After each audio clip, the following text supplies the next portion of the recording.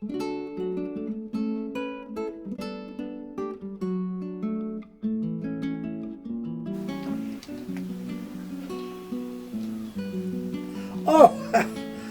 hello again. You always catch me by surprise. Stop that. But anyways, no, I'm just teasing. Come on in.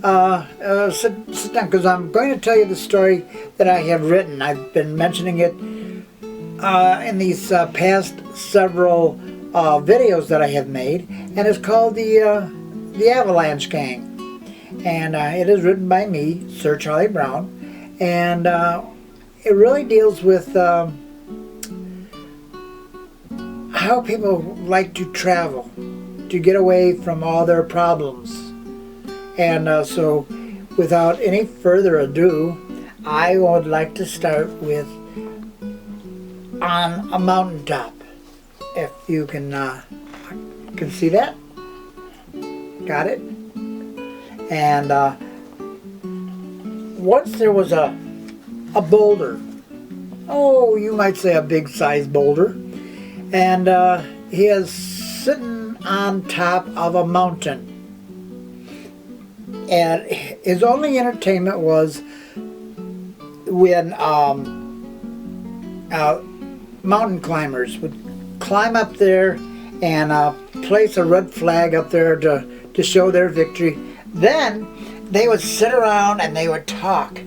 They would talk of fabulous places like Mount Everest, Colorado, Texas, Smoky Mountain, Tennessee, and oh yeah, let's not forget Utah. They have great mountains there, and each one was very, very fascinating. But the sad part is when they left, because he would never see them again. And this caused the big boulder to, well, look around. He looked around at all his places that he's never been before and has heard about. And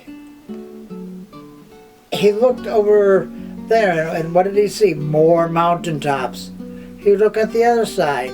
More mountaintops. It gets kind of boring after centuries of sitting there and doing nothing. And he began to look around, and then he began to look on the ground and over the edge of his mountain, and there he saw beautiful green shrubbery and trees and all sorts of beauty that it was like kind of like beautiful to him. And he got to thinking, man, why was I born up here on top of this mountain? Why can't I go down there and be a part of that scenery? And so he tried and he tried to roll himself over. Well, in doing so, the other rocks in his area were beginning to, hey, what are you doing, man? Hey, are you trying to get off that pedestal that you're on? And the boulder just looked at him and said, yes, I am. And the other rocks kept on saying, oh, okay, but be careful. So anyways, it just so happened a thunderstorm came up. And before you knew it, it began to, well, first slight rain, and then it became heavy rain. Heavy rain causes the earth to become muddy. And with a little effort, all of a sudden, his little pedestal that he was on snapped. And he began to slide toward the edge of the mountain. And he looked down at the green, and he says, he had like a little rejoicing in his heart. He was finally on his way. And all of a sudden, he dropped down. Well, now the other pebbles and rocks, they all thought, hey, I bet you that guy knows where he's going. Let's go join him. Actually, the boulder really didn't know where he was going. It was just going. And so the rocks and the pebbles all began to follow him. And in doing so, more and more were added, and eventually it became an avalanche. And they became known as the Avalanche Gang.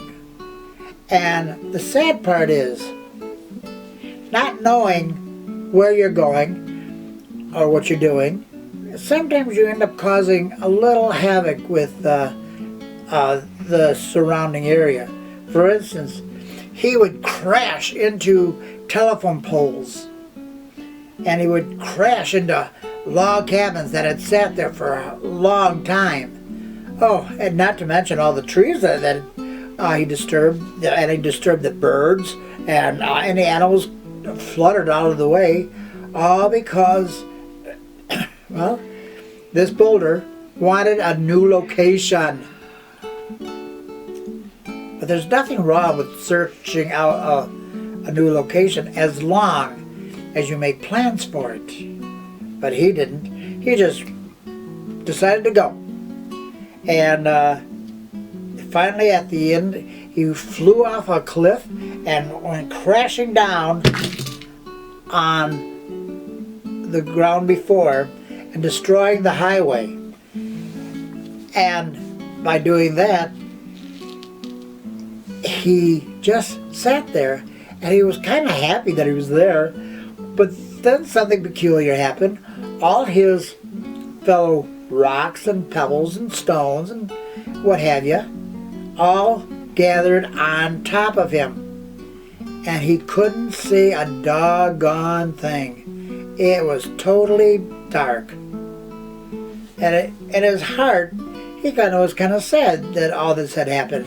Here he wanted to see what America was like. He wanted to see what the country was like, the cities, these places that these guys had talked about was like. But unfortunately, he couldn't. And not only that, he destroyed the highway that prevented traffic from flowing. And it made a lot of people kind of angry. And so anyways, it took days for these big, gigantic caterpillars to come by, and they ended up scooping up all the pebbles, and he began to see what was going on, and he could actually see all the greenery again.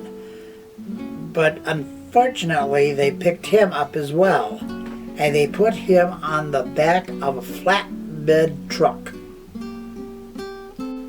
And he looked around, and it was pitch black except for lights on the buildings, and in those lights he saw shovels and picks and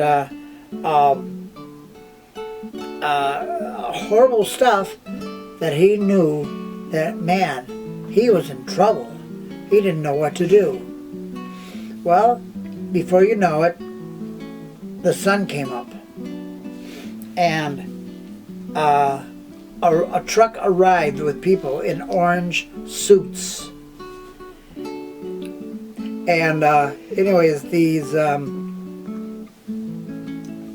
guys came over, and they were talking amongst each other, and they all went over and got a picks, an axe, a shovel, you name it, they got it.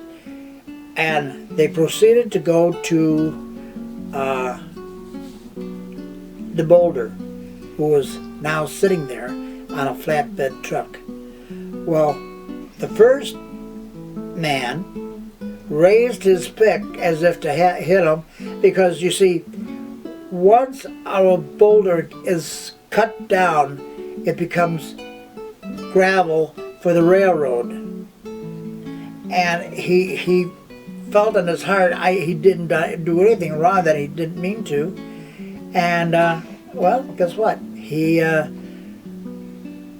The guy started to swing, and all of a sudden, from somewhere beyond him, someone yelled, "Stop!"